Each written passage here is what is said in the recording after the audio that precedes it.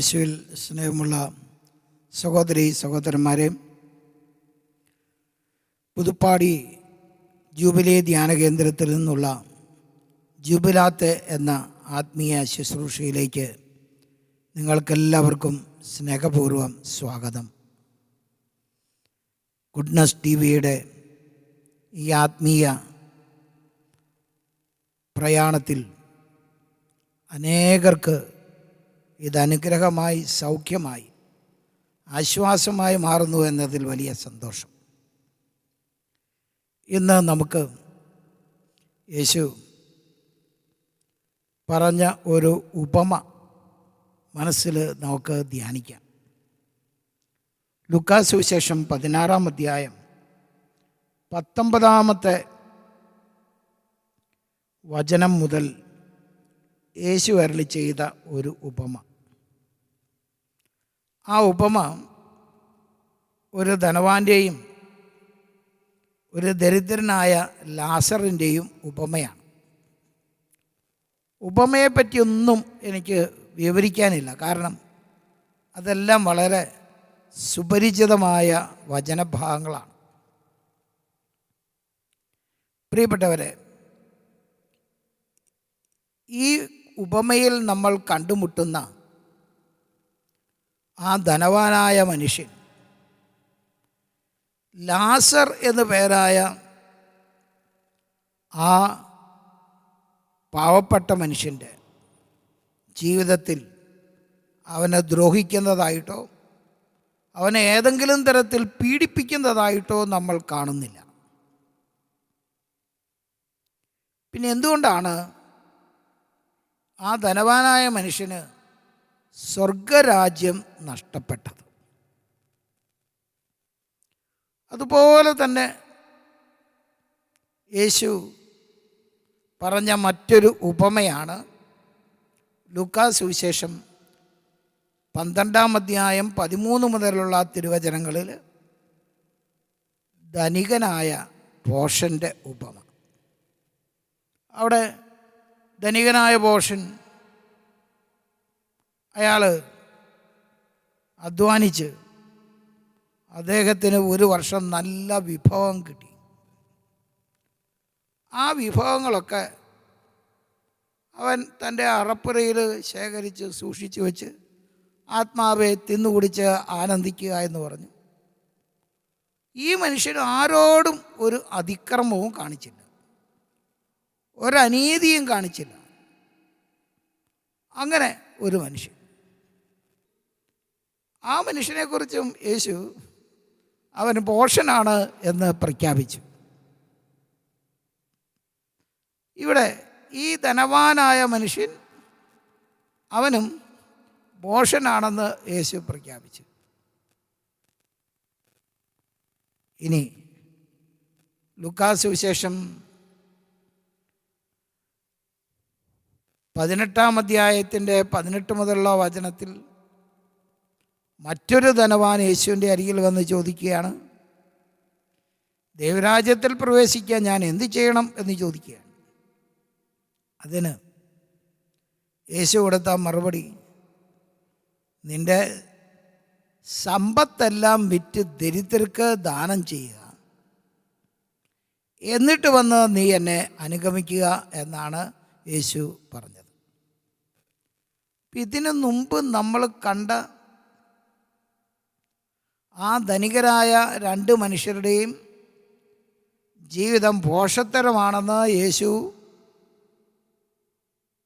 ജനത്തോട് പറഞ്ഞു.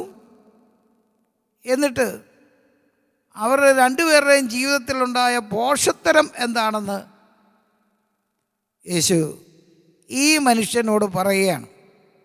എന്താണ് നിൻ്റെ ജീവിതത്തിലെ ഭോഷത്തരം എന്ന് പറഞ്ഞാൽ എന്താണ് എന്ന് യേശു അവരോട് പറയുകയാണ്.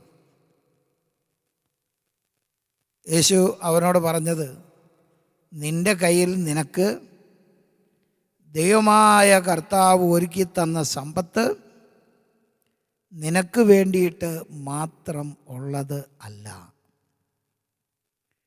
നിനക്ക് ദൈവം തന്ന സമ്പത്ത് അത് നീ മറ്റുള്ളവരുമായി പങ്കുവയ്ക്കാൻ വേണ്ടിയിട്ടാണ് ദൈവം നിന്റെ കരങ്ങളിൽ ഏൽപ്പിച്ച് തന്നിരിക്കുന്നത്. അത് നീ പങ്കുവയ്ക്കുന്നില്ലെങ്കിൽ, പങ്കുവയ്ക്കാതിരിക്കുന്നത് അത് ഒരു തിന്മയാണ്, അതൊരു പാപമാണ്. പങ്കുവയ്ക്കാതിരിക്കുന്നത് തിന്മയാണ്, പങ്കുവയ്ക്കാതിരിക്കുന്നത് പാപമാണ് എന്ന് കർത്താവായ യേശു തൻ്റെ ശ്രോതാക്കളെ എല്ലാവരെയും പഠിപ്പിച്ചു, ശിഷ്യന്മാരെ പഠിപ്പിച്ചു. പങ്കുവയ്ക്കാൻ യേശു അവരോട് പറഞ്ഞു. പ്രിയപ്പെട്ടവരെ, അതുകൊണ്ടാണ് അപ്പസ്തോലന്മാർ അപ്പസ്തോല പ്രവർത്തനത്തിൽ നോക്കിയാൽ അവർ ദൈവത്തിൻ്റെ വചനം സ്വീകരിച്ച് പരിശുദ്ധാത്മാവിൽ നിറഞ്ഞു കഴിഞ്ഞപ്പം അവരിലുണ്ടായ വളരെ പ്രധാനപ്പെട്ട ഒരു മാറ്റമാണ് അവർ വിശ്വാസികൾ തങ്ങളുടെ സമ്പത്തൊക്കെ വിറ്റ് അത് അപ്പസ്തോലന്മാരുടെ അരിയിൽ കൊണ്ടുവന്ന് അവരെല്ലാവരും കൂടെ ഒരുമിച്ച് പങ്കിട്ട് അത് അനുഭവിച്ചു. തങ്ങളുടെ ഇടയിൽ ദാരിദ്ര്യം അനുഭവിക്കുന്നവരെ സഹായിക്കണമെന്നുള്ളത് അവരുടെ ഉള്ളിൽ നിന്നുള്ള, ആത്മാവിൽ നിന്നുള്ളൊരു നിലവിളിയായി അവർക്ക് അനുഭവപ്പെട്ടു. അവർ പങ്കുവയ്ക്കണം എന്നുള്ളത് ഒരു പ്രധാനപ്പെട്ട കാര്യമായിട്ട് അവർ കണക്കാക്കി. പ്രഭാഷകൻ്റെ പുസ്തകത്തിൽ 3-ാം അധ്യായം 30-ാമത്തെ തിരുവചനത്തിൽ നമ്മൾ കണ്ടു, ദാനധർമ്മം ഒരുവൻ്റെ പാപം കഴുകിക്കളയുന്ന പ്രവൃത്തിയാണ്. പാപം കഴുകിക്കളയുന്ന പ്രവൃത്തിയാണ് എന്ന് പറഞ്ഞാൽ എന്താണ്? ദാനധർമ്മം എന്ന് പറയുന്നത് നമ്മുടെ സ്വാർത്ഥതയ്ക്ക് എതിരെ ഉള്ള പ്രവൃത്തിയാണ്. നമ്മുടെ പാപം എന്ന് പറഞ്ഞത് നമ്മൾ ആരെയും ആക്രമിക്കുകയോ ആരോടെങ്കിലും അനീതി പ്രവർത്തിക്കുകയോ ചെയ്യുന്നതല്ല നമ്മുടെ പാപം. ദൈവം തന്ന ദാനങ്ങളും അനുഗ്രഹങ്ങളും അത് എൻ്റേത് മാത്രമാണ് എന്ന് കരുതി നമ്മൾ ജീവിക്കുന്നതാണ് നമ്മുടെ പാപം. നമ്മുടെ ജീവിതത്തിൽ നമുക്ക് ഇപ്പോൾ കിട്ടിയിരിക്കുന്ന അനുഗ്രഹങ്ങൾ നമ്മുടെ സാമർഥ്യം ഒന്നുകൊണ്ട് മാത്രം കിട്ടിയതല്ല, അത് ദൈവത്തിൻ്റെ അനുഗ്രഹം കൊണ്ട് കിട്ടിയതാണ്. അത് എൻ്റേത് മാത്രമാണ് എന്ന് കരുതിയിരിക്കുന്നത് ആണ് നമ്മുടെ ജീവിതത്തിലെ തെറ്റ്.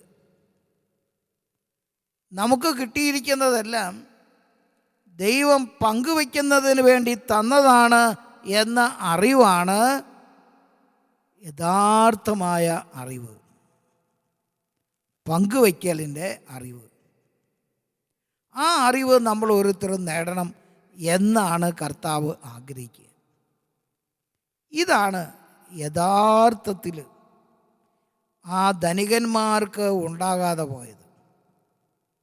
പങ്കുവയ്ക്കാൻ അവർക്ക് ആ 3 ധനികന്മാർക്കും മനസ്സുണ്ടായിരുന്നില്ല.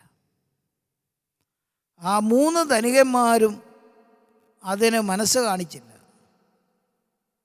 പ്രിയപ്പെട്ടവരെ, അങ്ങനെ ധനികന്മാരായ പങ്കുവയ്ക്കാൻ മനസ്സ് കാണിക്കാതിരുന്നവർ, എന്നിട്ട് അവരുടെ മുമ്പിലേക്ക് യേശു മറ്റൊരാളെ കൊണ്ടുവരികയാണ്. 10-ാം അധ്യായം, ലൂക്കാസ് സുവിശേഷം 10-ാം അധ്യായത്തിൽ ഇതാ നല്ല സമ്പ്രദായക്കാരനെ കൊണ്ടുവരികയാണ്. തൻ്റെ കയ്യിൽ തനിക്ക് ആവോളം സമ്പത്തൊന്നും ഉള്ള മനുഷ്യനല്ല അവൻ. വളരെ കഷ്ടിച്ച് മുഷ്ടിച്ച് ജീവിക്കുന്ന ഒരു മനുഷ്യനാണ്. എന്നിട്ടും തൻ്റെ കയ്യിലുള്ളത് അർത്ഥപ്രാണനായി കിടക്കുന്ന ആ മനുഷ്യന് പങ്കുവയ്ക്കാൻ അയാൾ തയ്യാറായി. തൻ്റെ ആരോഗ്യവും തൻ്റെ സമയവും തൻ്റെ പണവും അവനുമായിട്ട് പങ്കുവയ്ക്കാൻ അയാൾ തയ്യാറായി. ഇതാണ് ദൈവരാജ്യത്തിൻ്റെ മക്കൾ ചെയ്യേണ്ടത്. ദൈവരാജ്യത്തിൻ്റെ മക്കൾ ചെയ്യേണ്ടത് ഇങ്ങനെയാണ്. അതുകൊണ്ടാണ് ആ ധനികനായ യുവാവിനോട് യേശു പറഞ്ഞു, നീ ദൈവരാജ്യത്തിൽ പ്രവേശിക്കുക എന്നത് ദുഷ്കരമാണ്. കാരണം നിനക്ക് പങ്കുവയ്ക്കാനായിട്ട് യാതൊരു മനസ്സുമില്ല. പങ്കുവയ്ക്കാനുള്ള മനസ്സ് നിനക്കുണ്ടായാലേ നിനക്ക് ദൈവരാജ്യത്തിൽ പ്രവേശിക്കാൻ പറ്റുള്ളൂ.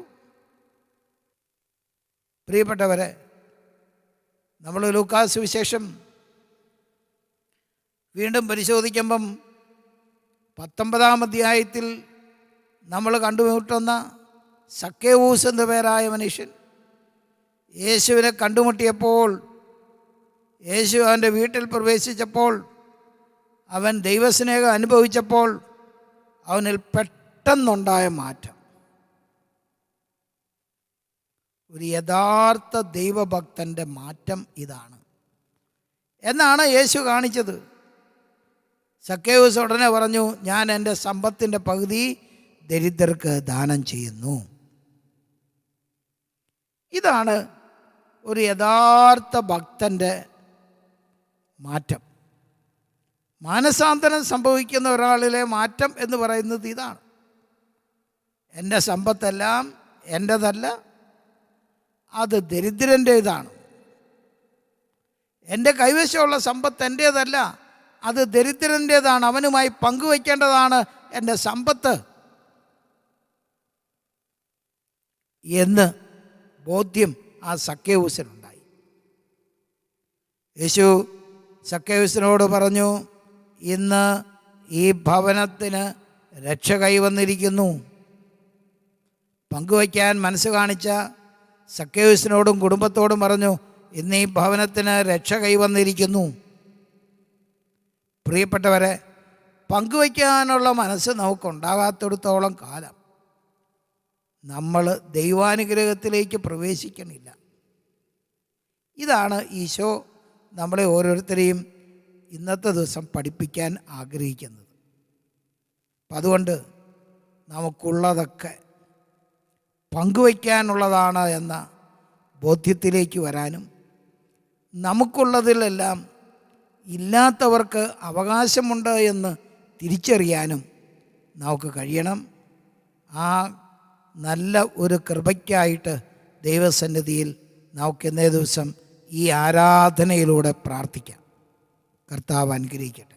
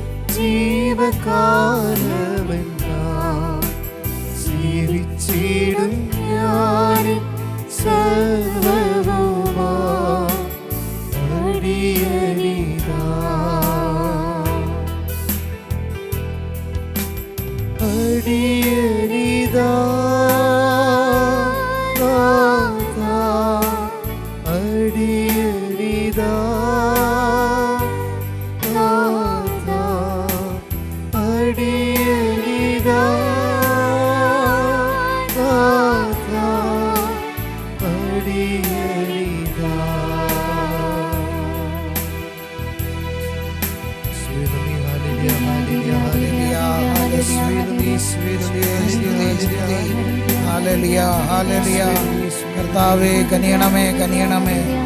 നിന്റെ അനുഗ്രഹം കൊണ്ട് നിറയ്ക്കണമേ, കൃപ കൊണ്ട് നിറയ്ക്കണമേ, പരിശുദ്ധാത്മാവിനാൽ നിറയ്ക്കണമേ. യേശുവേ നന്ദി, യേശുവേ സ്തോത്രം. Hallelujah, hallelujah, hallelujah. പരിശുദ്ധ പരമ ദിവ്യകാരുണ്യത്തിന് എന്നേരവും ആരാധനയും സ്തുതിയും പുകഴ്ചയും ഉണ്ടായിരിക്കട്ടെ. പരിശുദ്ധ പരമ ദിവ്യകാരുണ്യത്തിന് എന്നേരവും ആരാധനയും സ്തുതിയും പുകഴ്ചയും ഉണ്ടായിരിക്കട്ടെ. പരിശുദ്ധ പരമ ദിവ്യകാരുണ്യത്തിന് എന്നേരവും ആരാധനയും സ്തുതിയും പുകഴ്ചയും ഉണ്ടായിരിക്കട്ടെ. യേശുവിലെ സ്നേഹമുള്ള സഹോദരി സഹോദരന്മാരെ, ദിവ്യകാരുണ്യനാഥനായ ഈശോയുടെ പക്കലേക്ക് നമുക്ക് മനസ്സ് തുറന്ന് നോക്കാം. അവിടുത്തെ കാരുണ്യം നമ്മളിലേക്ക് ഒഴുകട്ടെ. കർത്താവിൻ്റെ കരുണയുള്ള മനസ്സ് നമുക്ക് ഓരോരുത്തർക്കും ഉണ്ടാകാൻ കർത്താവിൻ്റെ തിരുസന്നിധിയിൽ നമുക്ക് പ്രത്യേകം പ്രാർത്ഥിക്കാം.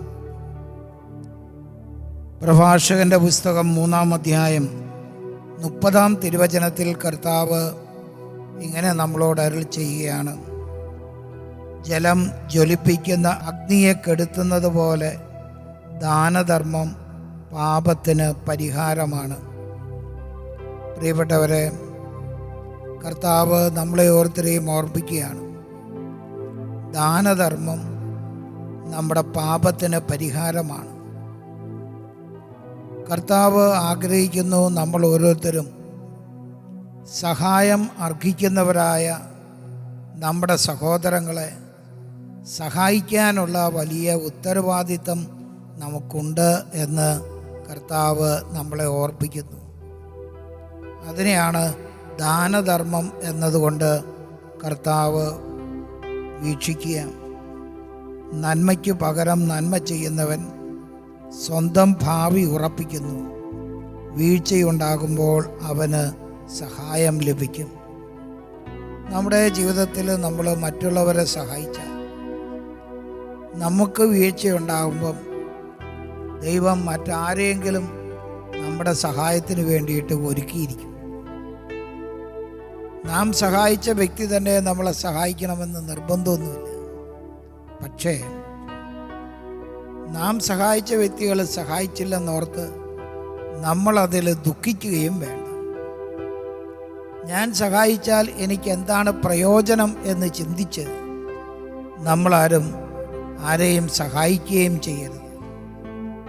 നാം സഹായിക്കുമ്പോൾ നമുക്ക് സഹായം മനുഷ്യരിൽ നിന്നല്ല ദൈവത്തിൽ നിന്നാണ് വരുന്നതെന്ന് നമ്മൾ ഓരോരുത്തരും തിരിച്ചറിയണം.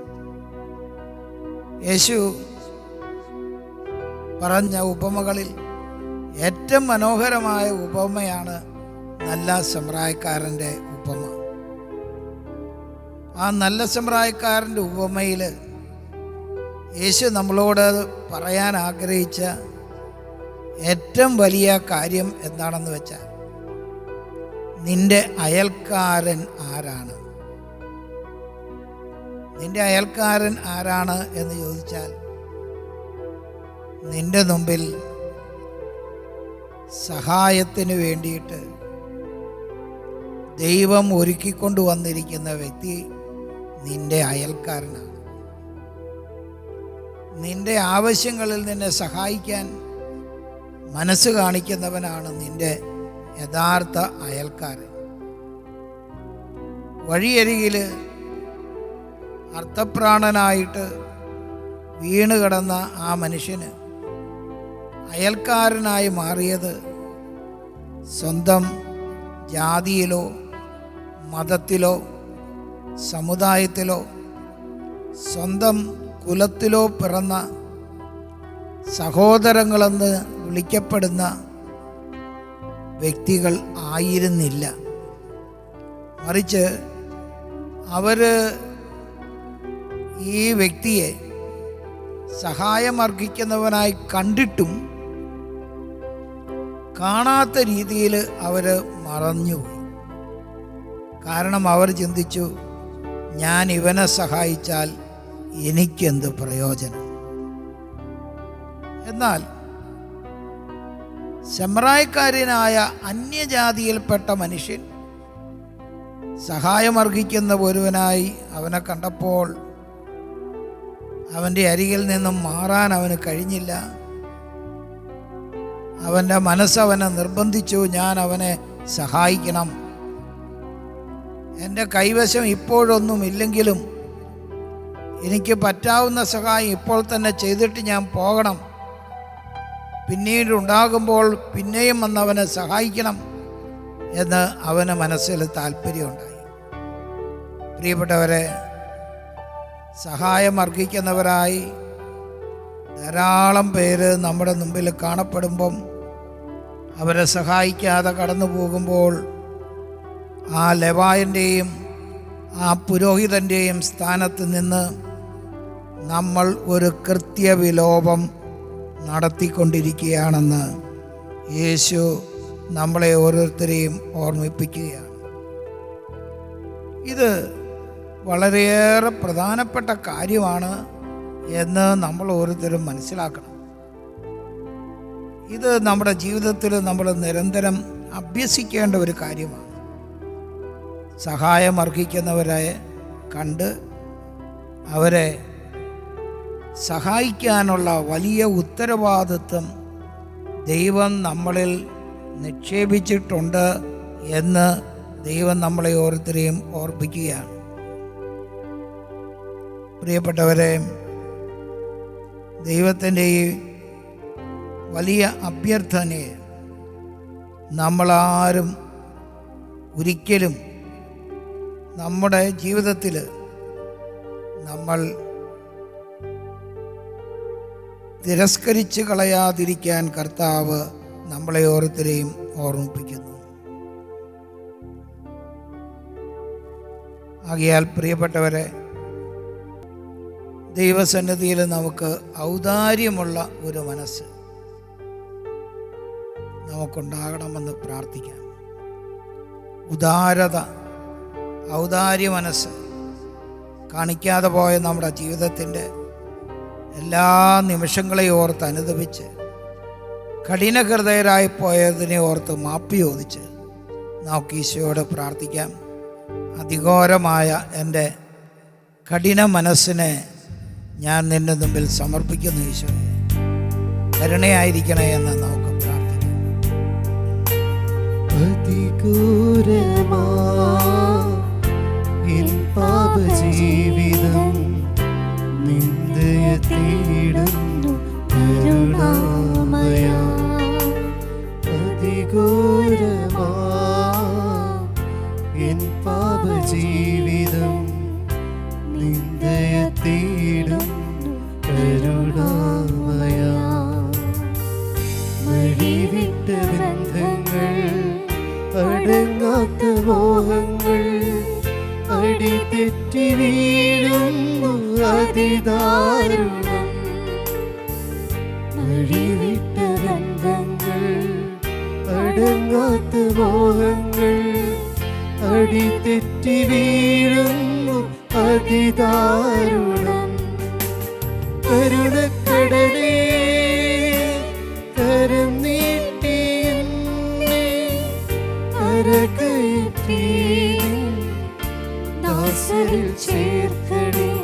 കണ്ണീരൊഴുക്കി ഞാൻ പാദം കഴുകുന്നു, പാപം ക്ഷമിക്കണേ, ശിക്ഷകൾ നീക്കണേ.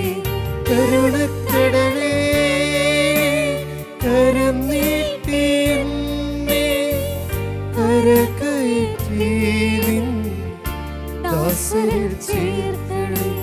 കണ്ണീരൊഴുക്കി ഞാൻ പാദം കഴുകുന്നു, പാപം ക്ഷമിക്കണേ, ശിക്ഷകൾ നീക്കണേ.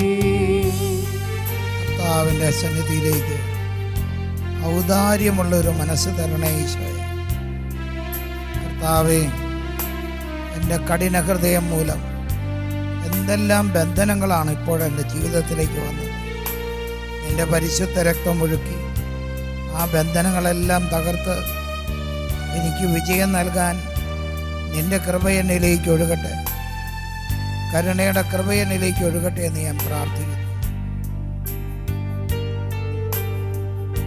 എന്നെ ബന്ധിക്കുന്ന ദുഷ്ടാത്മശക്തികളെ യേശുവിൻ രക്തത്താൽ നിർവീര്യമാവുക. എന്നെ ബന്ധിക്കുന്ന ദുഷ്ടാത്മശക്തികളെ യേശുവിൻ രക്തത്താൽ നിർവീര്യമാവുക. യേശുവിൻ നാമത്തിൽ വിടുതലും സൗഖ്യവും പാവനാത്മാവിൻ സഹവാസവും നൽകണേ. യേശുവിൻ നാമത്തിൽ വിടുതലും സൗഖ്യവും പാവനാത്മാവിൻ സഹവാസവും നൽകണേ. കരുണക്കടലേ കരം നീട്ടി എന്നെ കരകയറ്റി ദാസരിൽ ചേർക്കണേ. കണ്ണീരൊഴുക്കി ഞാൻ പാദം കഴുകുന്നു. പാപം ക്ഷമിക്കണേ, ശിക്ഷകൾ നീക്കണേ. Hallelujah, hallelujah, hallelujah. യേശുവേ, നിന്റെ കരങ്ങളിലേക്ക് ഞങ്ങളെ സമർപ്പിച്ചുകൊണ്ട് ആശീർവാദം സ്വീകരിക്കുന്നു. Hallelujah, hallelujah. ദാസരിൽ ചേർക്കണേ. കണ്ണീരൊഴുക്കി ഞാൻ പാദം കഴുകുന്നു. പാപം ക്ഷമിക്കണേ, ശിക്ഷകൾ നീക്കണേ. പാപം ക്ഷമിക്കണേ, ശിക്ഷകൾ നീക്കണേ. പാപം ക്ഷമിക്കണേ, ശിക്ഷകൾ നീക്കണേ. പരിശുദ്ധ പരമ ദിവ്യകാരുണ്യത്തിന് എന്നേരവും ആരാധനയും സ്തുതിയും പുകഴ്ചയുണ്ടായിരിക്കട്ടെ. പരിശുദ്ധ പരമ ദിവ്യകാരുണ്യത്തിന് എന്നേരവും ആരാധനയും സ്തുതിയും പുകഴ്ചയുണ്ടായിരിക്കട്ടെ. പരിശുദ്ധ പരമ ദിവ്യകാരുണ്യത്തിന് എന്നേരവും ആരാധനയും സ്തുതിയും പുകഴ്ചയും ഉണ്ടായിരിക്കട്ടെ.